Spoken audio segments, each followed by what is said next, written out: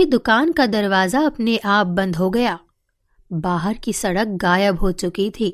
रवि ने घबरा कर कहा, हम फंस गए हैं। औरत ने धीरे से काउंटर पर झुककर कहा, नहीं बच्चे, अब असली खेल शुरू हुआ है। दुकान की दीवारों पर परछाई चलने लगी।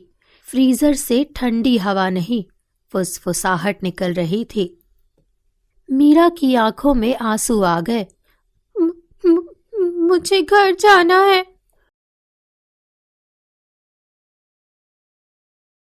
शहर के आखिरी कोने में एक सड़क थी, जहां शाम ढलते ही कोई नहीं जाता था।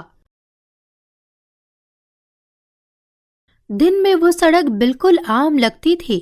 दुकानें, खंबे, टूटे फुटपाथ और एक पुराना बंद सा आइसक्रीम पार्लर। लेकिन जैसे ही रात के 12 बजते उस पार्लर की बत्ती अपने आप जल उठती थी। लोग कहते थे, वहां रात को आइसक्रीम बेचने वाली चुड़ैल आती है। कोई मानता नहीं था जब तक उस रात 3 बच्चे वहां नहीं पहुंच गए, रवि, मीरा और छोटू। रवि सबसे बड़ा था, खुद को बहुत समझदार समझता था। अरे यार, चुड़ैल वुड़ैल कुछ नहीं होती, सब अफवाह है। मीरा ने चारों तरफ देखा। सड़क बिल्कुल सुनसान थी। लेकिन मम्मी ने मना किया था रात को यहां आने से। छोटू ने जीभ बाहर निकाली। मुझे डर नहीं लगता, मुझे बस आइसक्रीम चाहिए। तभी घड़ी में टिक टिक 12 बजे और उसी पल पुरानी दुकान का शटर अपने आप ऊपर उठ गया। तीनों बच्चे एक दूसरे को देखने लगे। दुकान के अंदर नीली रोशनी थी, फ्रीजर की आवाज आ रही थी और काउंटर के पीछे एक औरत खड़ी थी। बहुत लंबी, सफेद साड़ी और आंखों में अजीब सी चमक। उसके होठ हिले। आइसक्रीम वाली, आओ बच्चों, आज कौन सी आइसक्रीम खाओगे? छोटू खुशी से उछल पड़ा। चॉकलेट? मीरा ने रवि का हाथ पकड़ा। ये कौन है? रवि ने हिम्मत करके पूछा। आंटी, इतनी रात को दुकान? औरत मुस्कुराई, लेकिन उसकी मुस्कान सामान्य नहीं थी। मैं सिर्फ रात को ही आती हूँ, क्योंकि कुछ बच्चे दिन में डर जाते हैं। फ्रीजर अपने आप खुल गया। अंदर अजीब अजीब रंगों की आइसक्रीम थी, नीली काली चमकती हुई। मीरा ने डरते डरते पूछा, इसका स्वाद कैसा है?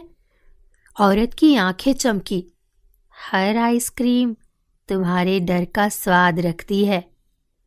तीनों सन्न रह गए। डर का स्वाद?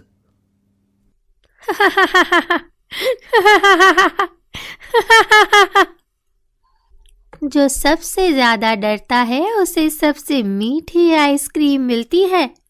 तो फिर मीरा को सबसे बड़ी मिलेगी। मीरा ने उसे घूरा। चुप! तभी दुकान का दरवाजा अपने आप बंद हो गया। बाहर की सड़क गायब हो चुकी थी। रवि ने घबरा कर कहा, हम फंस गए हैं। औरत ने धीरे से काउंटर पर झुककर कहा, नहीं बच्चे, अब असली खेल शुरू हुआ है। दुकान की दीवारों पर परछाई चलने लगी। फ्रीजर से ठंडी हवा नहीं, फुसफुसाहट निकल रही थी। मीरा की आंखों में आंसू आ गए। मुझे घर जाना है। औरत की आवाज अचानक नरम हो गई। डर से भागोगी या उसका सामना करोगी? रवि ने मीरा और छोटू का हाथ पकड़ा। हम साथ हैं, डर कुछ नहीं कर सकता। औरत कुछ पल चुप रही, फिर उसने 3 आइसक्रीम निकाली। तो खाओ और देखो तुम्हारा डर क्या बनता है। जैसे ही उन्होंने आइसक्रीम पकड़ी, पूरी दुकान घूमने लगी। कहानी अब एक ऐसे मोड़ पर पहुंच गई जहां डर सिर्फ डर नहीं रहा,